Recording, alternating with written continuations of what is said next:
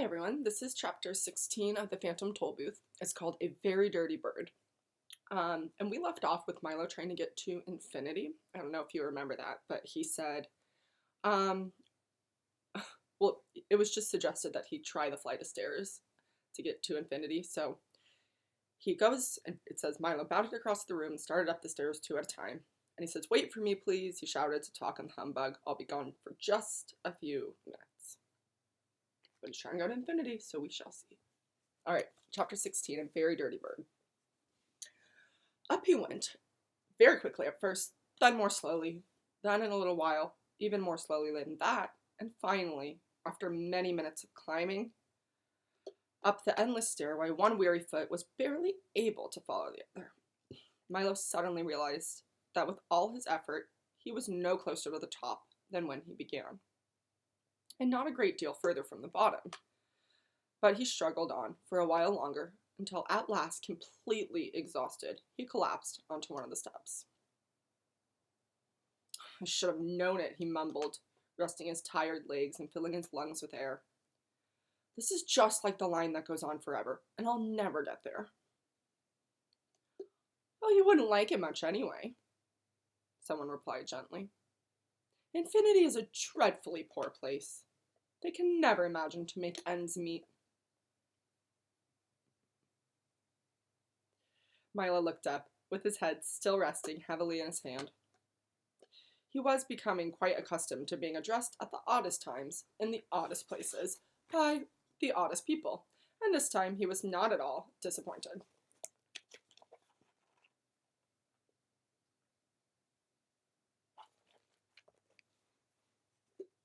Standing next to him on the step was exactly one half of a small child who had been divided neatly from top to bottom. "Pardon me for staring," said Milo, after he had been staring for some time, "but I've never seen half a child before."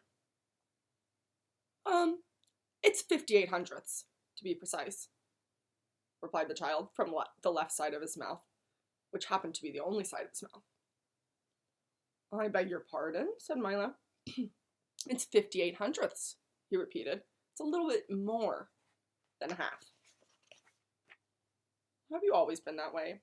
asked Milo impatiently, for he felt that that was a needlessly fine distinction.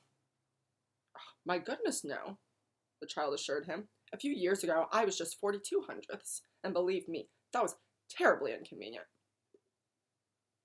"Well, what is the rest of your family like?" said Milo, this time a bit more sympathetically. "Oh, we're just the average family," he said thoughtfully. "Mother, father, and 2.58 or 2 and 58 hundredths children. And as I explained, I'm the 58 hundredths." "It must be rather odd being only part of a person," Milo remarked. "Oh, not at all," said the child. "Every average family has 2 and 58 hundredths of a children. So, I always have someone to play with. Besides, each family also has an average of 1.3 automobiles, and since I'm the only one who can drive 3/10 of a car, I get to use it all the time." "But averages aren't real," objected Milo. "They're just imaginary." "That may be so," he agreed, "but they're also very useful at times. For instance, if you didn't have any money at all, but you happened to be with four friends, no, four other people who had $10 apiece, then you'd have an average of $8. Isn't that right?" "I mean, I guess so," said Milo weakly. "Well, think how much better off you'd be, just because of averages," he explained convincingly. "And think of the poor farmer when it doesn't rain all year. If there wasn't an average yearly rainfall of 37 inches in this part of the country, all his crops would wither and die." It all sounded terribly confusing to Milo, for he had always had trouble in school with just this subject. "There are still other advantages," continued the child. "For instance, if one rat were cornered by 9 cats, then on average, each cat would be 10% rat, and the rat would be 90% cat. If you happened to be a rat, you could see how much nicer it would make things." "But that can never be," said Milo, jumping to his feet. "Well, don't be too sure," said the child patiently. For one of the nicest things about mathematics, or anything else you might care to learn, is that many of the things which can never be often are. You see, he went on, it's very much like you're trying to reach infinity. You know that it's there, but you just don't know where. But just because you can never reach it doesn't mean that it's not worth looking for. I'm going to reread that paragraph because that's an important paragraph. One of the nicest things about mathematics, or anything you might care to learn, is that many of the things which can never be often are. You see, he went on, it's very much like you're trying to reach infinity. You know that it's there, but you just don't know where. But just because you can never reach it doesn't mean that it's not worth looking for. I hadn't thought of it that way, said Milo, starting down the stairs. I think I'll go back now. A wise decision, the child agreed. But try again someday, perhaps. You'll get much closer. And as Milo waved goodbye, he smiled warmly, which he usually did on the average of 47 times a day.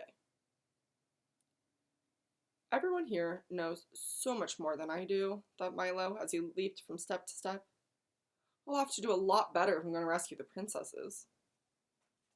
In a few moments, he'd reached the bottom again and burst into the workshop where Talk and the Humbug were eagerly watching the math magician perform. Ah, back already, he cried, greeting him with a friendly wave. I hope you found what you were looking for. I'm afraid not, admitted Milo. Then he added in a very discouraged tone, everything in Digitopolis is much too difficult for me. The math magician nodded knowingly and stroked his chin several times. You'll find, he reminded gently, that the only thing you can do easily is be wrong, and that's hardly worth the effort. I'm going to reread that line because I like it.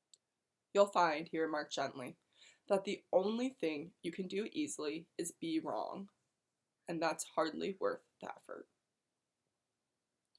Milo tried very hard to understand all the things he'd been told, and all the things he'd seen, and as he spoke, one curious thing still bothered him. Why is it, he said quietly, that quite often, even the things which are correct just don't seem to be right?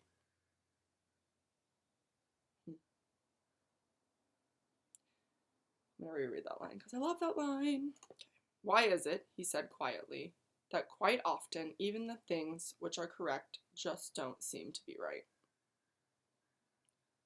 A look of deep melancholy crossed the math magician's face, and his eyes grew moist with sadness. Everything was silent, and it was several minutes before he was able to reply at all. How very true, he sobbed, supporting himself on the staff. It has been that way since rhyme and reason were banished. Quite so, began the Humbug. I personally feel that. And all because of that stubborn wretch Zaz, roared the math magician, completely overwhelming the Bug.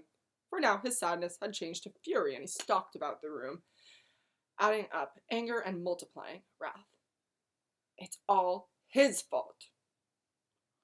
Perhaps if you discussed it with him, Milo started to say, but never had time to finish. He's much too unreasonable, interrupted the math magician again. Why, just last month I sent him a very friendly letter, which he never had the courtesy to answer. See for yourself. He handed Milo a copy of the letter, which read, 4738, 1919, 667, 394, 017, 5841, 62589, 85, 371, 14, 395, 88, 71, 904, 34, 203, 2769, 689, 57131, 481206, 5864, 98053, 6217, 9875073.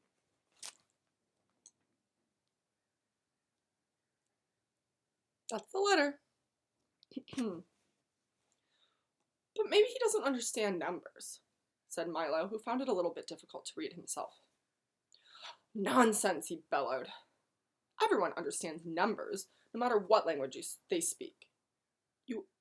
They always, no matter what language you speak, they always mean the same thing. A 7 is a 7, anywhere in the world. My goodness, thought Milo.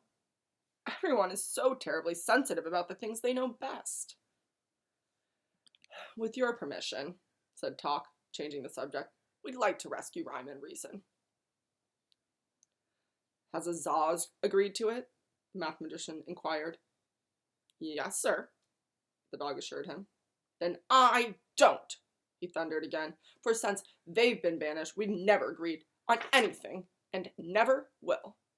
He emphasized his last remark with a dark and ominous look. Never? Asked Milo, with the slightest touch of disbelief in his voice. Never, he repeated, and if you can prove otherwise, you have my permission to go. Well, said Milo, who had thought about this problem very carefully ever since leaving Dictionopolis. Then, with whatever Azaz agrees, you disagree. Correct, said the math magician with a tolerant smile. And with whatever Azaz disagrees, you agree. Also correct, yawned the math magician, nonchalantly cleaning his fingernails with the point of his staff. Then each of you agrees that he will disagree with whatever each of you agrees with, said Milo triumphantly. And if you both disagree with the same thing, then aren't you really in agreement? I've been tricked, cried the math magician, helplessly, for no matter how he figured, it still came out just that way. Splendid effort, commented the humbug jovially. Exactly the way I would have done it myself. And now may we go, added Talk. The math magician accepted his defeat with grace, nodded weakly, and then drew the three travelers to his side. It's a long and dangerous journey, he began softly, and a furrow of concern creased his forehead. Long before you find them, the demons will know you're there. Watch for them well, he emphasized, for when they appear, it might be too late. The humbug shuddered down to his shoes, and Milo felt the tips of his fingers suddenly grow cold. But there is one problem even more serious than that, he whispered ominously.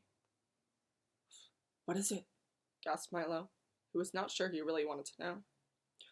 Oh, I'm afraid I can tell you only when you return. Come along, said the math magician, and I'll show you the way. And simply by carrying the three, he transported all of them to the very edge of Digitopolis. Behind them lay the kingdom of wisdom, and up ahead a narrow, rutted path led towards the mountains and darkness. We'll never get the car up that, said Milo unhappily.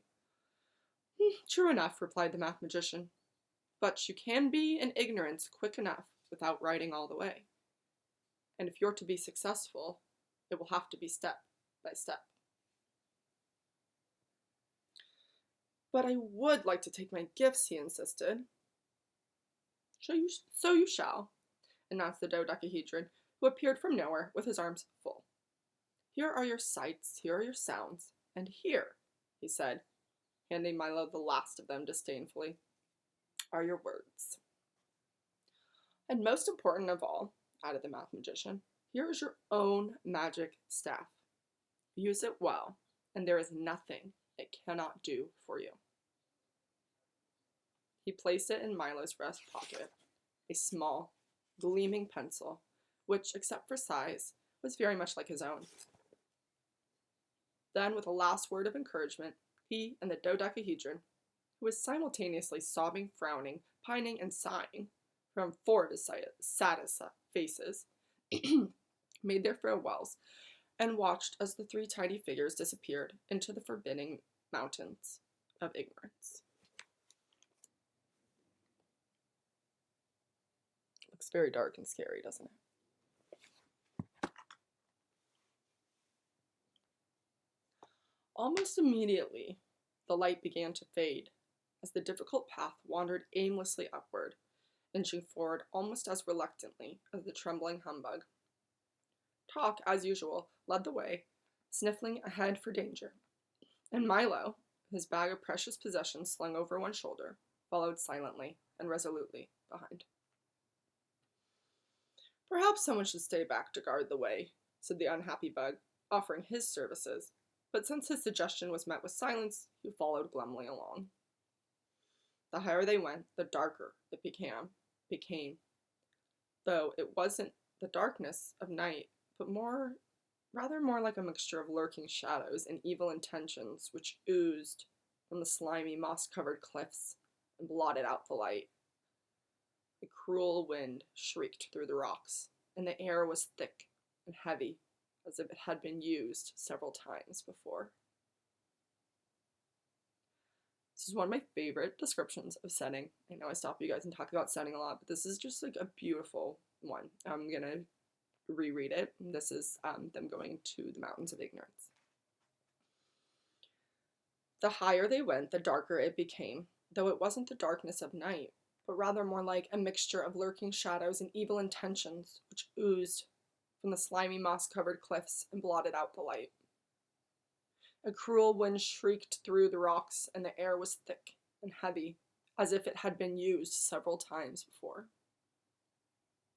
On they went higher and higher up the dizzying trail, on one side the sheer stone walls and brutal peaks towering above them, and on the other an endless, limitless, bottomless nothing. I can hardly see a thing, said Milo, taking hold of Talk's tail as a sticky mist engulfed the moon. Perhaps we should wait till morning.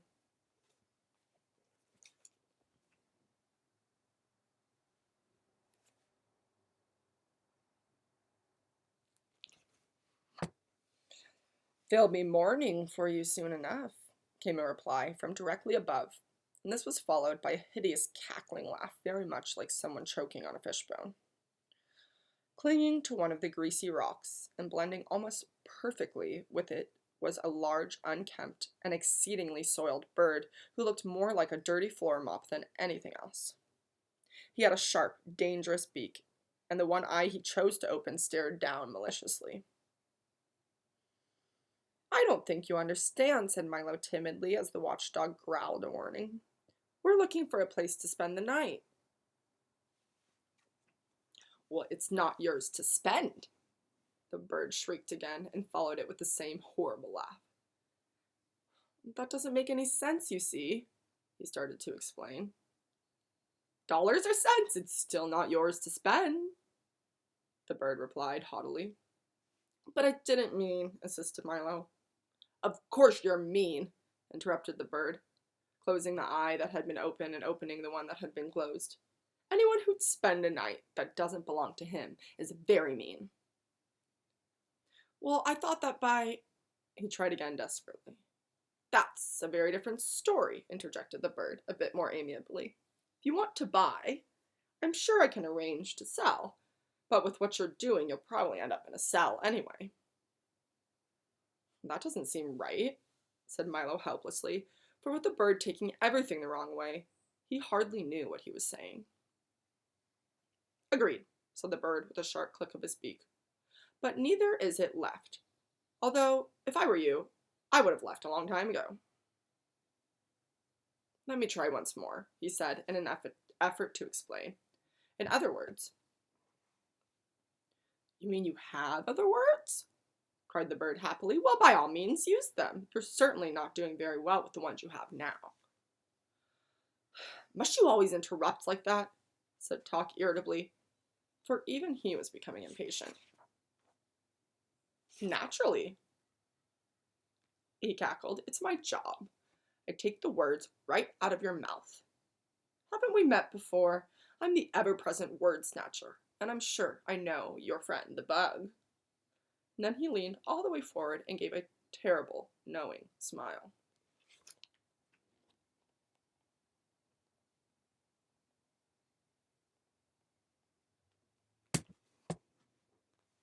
The humbug, who was too big to hide and too frightened to move, denied everything. Is everyone who lives in ignorance like you? Asked Milo. Much worse, he said longingly. But I don't live here. I'm from a place very far away called Context.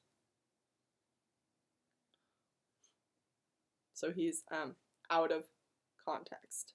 And sometimes if you take someone's words out of context, you might misunderstand what they're saying, and this is what he does.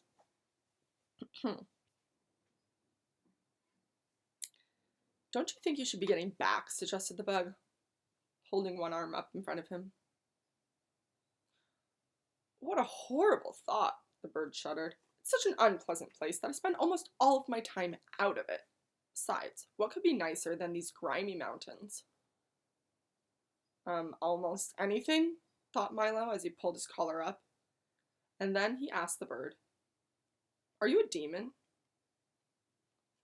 I'm afraid not, he replied sadly, as several filthy tears rolled down his beak. I've tried, but the best I can manage to be is a nuisance. And before Milo could reply, he flapped his dingy wings and flew off in a cascade of dust and dirt and fuzz. Wait, shouted Milo, who had thought of many more questions he wanted to ask. 34 pounds, shrieked the bird as he disappeared into the fog. He was no help, said Milo after they had been walking for some time again.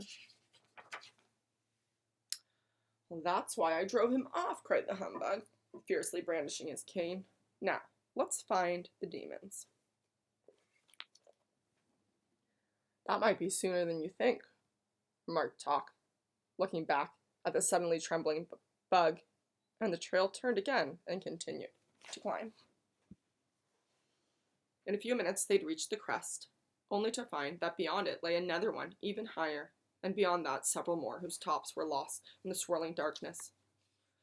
For a short stretch the path became broad and flat, and just ahead, leaning comfortably against a dead tree, stood a very elegant-looking gentleman. He was beautifully dressed in a dark suit, with a well-pressed shirt and tie. His shoes were polished, his nails were clean, his hat was well brushed, and a white handkerchief adorned his breast pocket. But his expression was somewhat blank.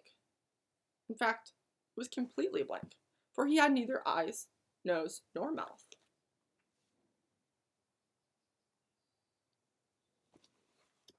Hello, little boy, he said, amiably shaking Milo by the hand. And how's the faithful dog? He inquired, giving Talk 3 or 4 strong and friendly pats. And who is this very handsome creature? He asked, tipping his hat to the very pleased humbug. I'm so happy to see you all. Well, what a pleasant surprise to meet someone so nice, they all thought, and especially here. I wonder if you could spare me a little of your time, he inquired politely, and help with a few small jobs? Why, of course, said the humbug cheerfully. Gladly, added Talk. Yes, indeed, said Milo, who wondered for just a moment how it was possible for someone so agreeable to have a face with no features at all. Splendid, he said happily, for there are just 3 tasks. Firstly, I would like to move this pile from here to there, he explained, pointing to an enormous mound of fine sand. But I'm afraid that all I have is this tiny tweezers. And he gave them to Milo, who immediately began transporting 1 grain at a time.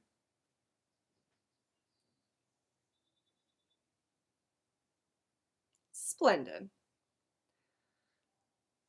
Secondly, I would like to empty this well and fill the other, but I have no bucket. So you'll have to use this eyedropper. And he handed it to Talk, who undertook at once to carry 1 drop at a time from well to well.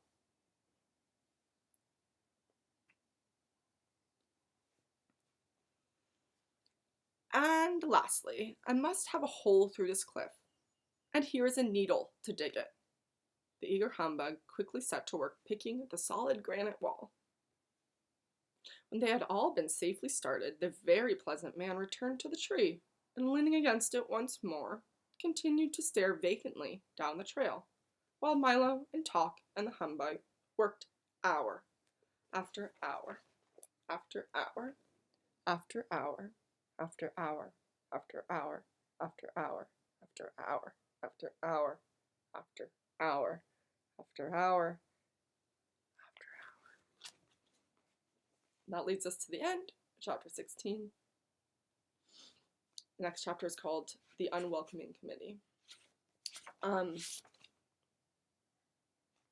So remember, they were warned that they would meet demons, and maybe demons are appearing in different forms than they would expect them to, considering that they are now doing these tasks which involve tiny little movements and a lot of wasted time.